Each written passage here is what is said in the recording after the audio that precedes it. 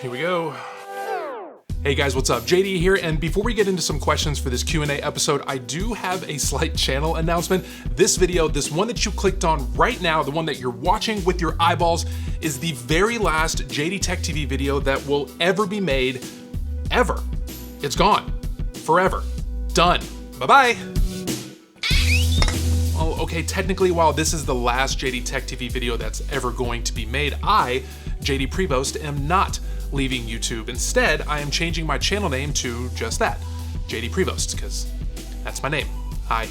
So once this video is live on my channel for about 24 hours, I will be changing the name over to JD Prevost, just to give you all a heads up. Also, no, this thumbnail and title is not clickbait. I absolutely did make a documentary. I am very proud of it, and I'll make sure to get into that in these questions shortly.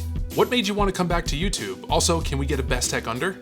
Well, the simple answer is, I guess I just missed it because, see, I started this channel back in January of 2017, so coming up on 3 years, that's kind of cool, but I put a lot of time and effort and literal blood, sweat, and tears into this channel, and somehow I created a community of people who actually enjoyed watching my videos, which I still don't really understand because, at least in the beginning, they were just odd and just cringy, and frankly, they were a little embarrassing.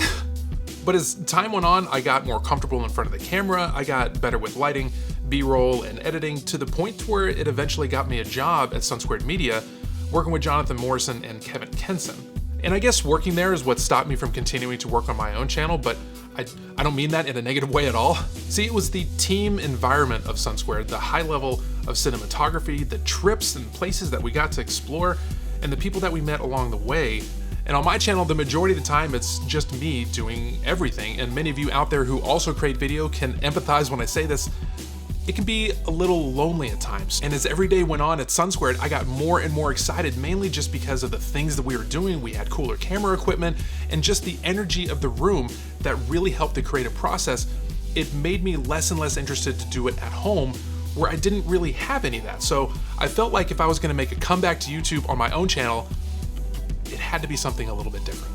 Which brings us to the entire reason why I am rebranding the channel to just my name. I feel like if I drop the Tech TV part of the JDTechTV, it sort of allows me to make content and dive deeper into things outside of the general consumer tech space and just really talk about things that over the last few years have interested me more as I dive deeper and deeper into the production world. And ultimately for you, that means more content and different kinds of content. So ultimately, I feel like this is a good thing. And see, the problem is when you do that, especially in my case, when you haven't uploaded to your channel in 8 months, a lot of times YouTube just simply doesn't know what to do with your channel anymore. They don't push your videos to your subscribers anymore because they assume that they just don't want to watch it anymore. So it is incredibly, incredibly important for me, if you haven't already, to make sure that you hit the notification bell next to the subscriber button, and hit the subscriber button if you haven't done that either. That way you can help me reteach YouTube that you want to see my videos more. So over time, it'll come back.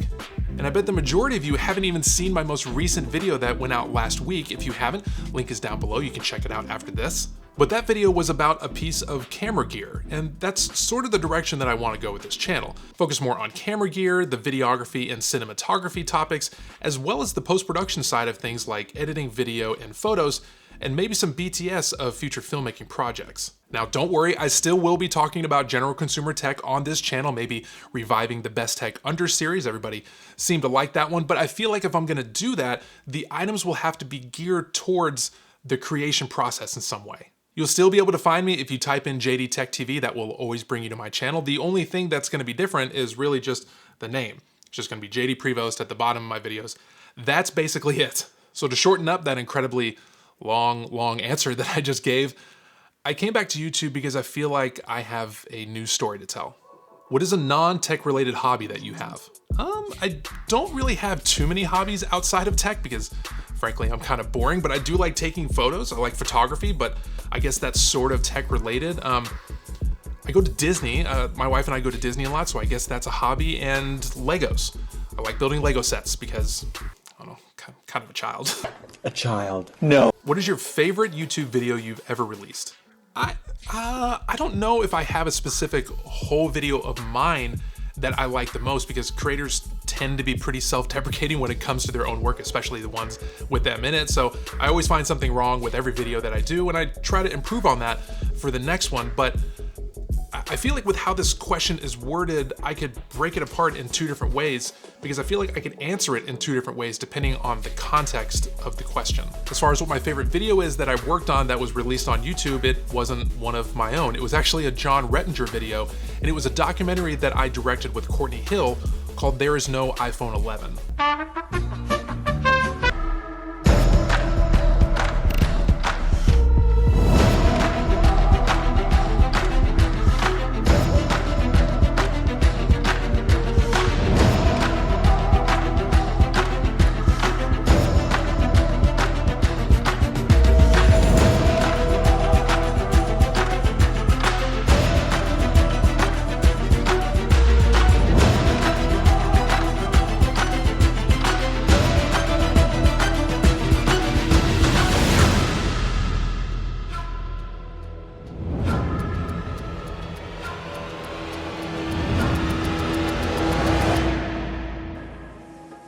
Basically, the documentary is an alternate history look into what the world, pop culture, and the general tech consumer space would look like if Apple never existed. That video was about a 6-week-long process from concept to research to planning out the shot list, gathering props, booking spaces, filming, editing, and then the release.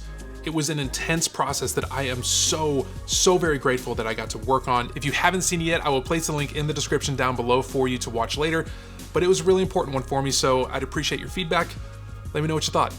Now, on the other side of that question, as far as my own videos, I don't particularly have one whole one of mine that I like the most, but the thing that always stands out to me the most within my videos are very specific shots. Shots that come to mind is the drone shot from my Meeple board review I shot in Maryland, the opening sequence to one of my Sandmark videos about lenses for a smartphone, the Italian window shot for my 2018 travel tech video, some of my top downs from my best tech videos, and maybe the opening talking head to my most recent video that I just put out. I don't know, it just kind of has that nice warm holiday feel. So honestly, I can't really pick a video of mine that I like the most, especially with my face in it, because I feel like that's a little conceited to be like, that's the one that I like the most with my face in it. Like, I don't know, I just can't really pick that. So I feel like you can pick one. So if you have a favorite, let me know which video of mine is your favorite in the comments down below. What's your favorite up and coming channel? It does not have to be tech related. Ooh, I actually do have a really good answer for that. The channel is called Make Art Now. Yes, with those periods, you can search it without it. But the guy who runs it, his name is Josh Yo. He's a super cool dude, and the reason why I like his channel so much is 1, he's insanely creative. 2, he has really good camera presence, and 3, the dude is a mad scientist, like, for real. I mean, the man is basically YouTube's new MacGyver. He's building time machines from scrap parts. He's making AIs for fun. I mean, he's not really making those things for real, but through creative cinematography and storytelling, you sometimes will ask yourself during his videos, wait, hold on, did he actually do this? Like, is that real? Y soy una robot. Initiating reboot. That's better. And the man has like almost 200,000 subscribers. He doesn't really need any help from me. And I don't really know if people would really consider almost 200,000 subscribers up and coming. I think people tend to reserve that for about the 50,000 subscriber range and under. I don't know. But all I know is that the level of storytelling, entertainment value, and cinematography, anything less than 5 million subs for this channel, just, it does not make sense to me. What's your favorite camera / lens? And what's your go-to lens? Now, when I saw these two questions, I found the slight distinction between them interesting because it sounds like they're the exact same question, but they're not. Nope. My favorite cameras of all time is the ARRI Alexa Mini LF and the ARRI Alexa Mini. Those are cameras that we use at SunSquared, and let me tell you, those cameras absolutely Watch your profanity. Shit on every other camera out there. It's not even close. Now, I'm not Scrooge McDuck Moneybags, so I can't afford those cameras yet on my own. So my favorites of the ones that I can afford, it would be either the Blackmagic Pocket Cinema Camera 6K or the Sony a7 III. If you're talking about purely a video camera, for me, it's the Blackmagic 6K that wins out. But if you're talking about the best all-around camera that you can get right now that's pretty affordable, it's the a7 III. And that's coming from a Canon fanboy, so that's saying a lot. Now, As far as my favorite lens, that goes to the 35mm f2 lens from Canon. Now, this one is not the more expensive, like $1,500 35mm L series from Canon. This one is their mid-range, costs about $500. But the reason why I chose this one over the more expensive one is that this little guy has image stabilization built in, which if you're coming from the video world, that is incredibly, incredibly important, and even in the photography world as well. But while I feel like the 35mm is the perfect focal length for almost any shot, in fact, the shot that you're looking at right now is in 35mm. It keeps everything wide, but not too wide. It allows you to have some nice blur bokeh in the background while keeping everything nice and sharp in focus here. This is not the lens that I use most often. It's not my go-to lens.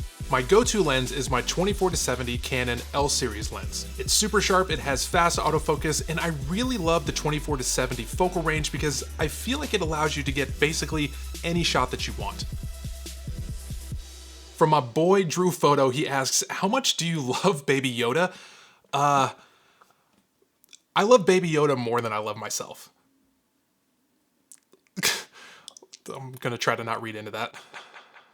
Is the Nintendo Switch good for traveling? Also, hi JD, welcome back. Well, that's really nice. Hi Hannah, thank you so much. And yeah, I think that the Switch is absolutely perfect for travel, and that's especially true since the Switch Lite just came out recently. I got one, it's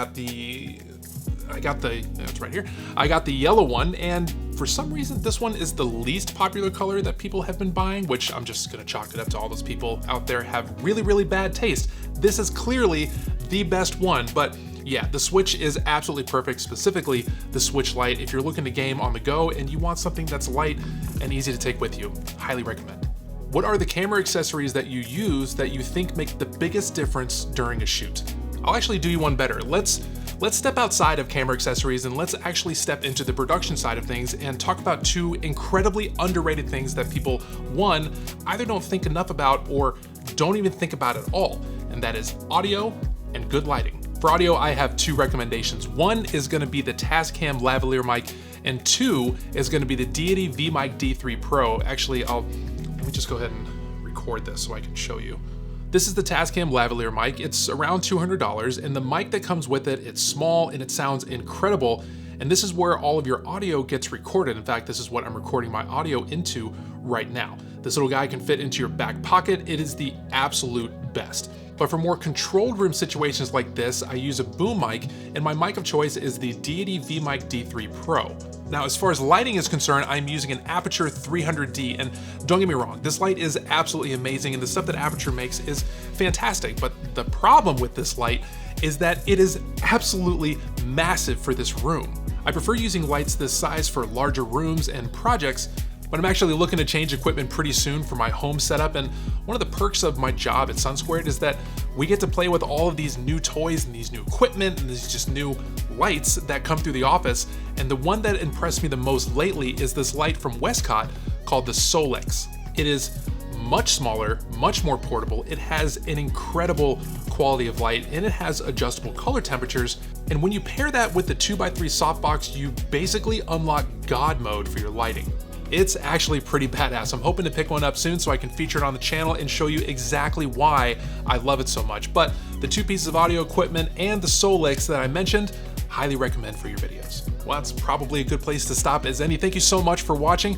If you haven't already, make sure to hit that subscribe button and the little notification bell next to it so you can be the first to know when one of my new videos goes live. Also, while you're down there, make sure to leave a comment and hit that like button. I would greatly appreciate it. Thank you so much, and as always, I'll see you soon.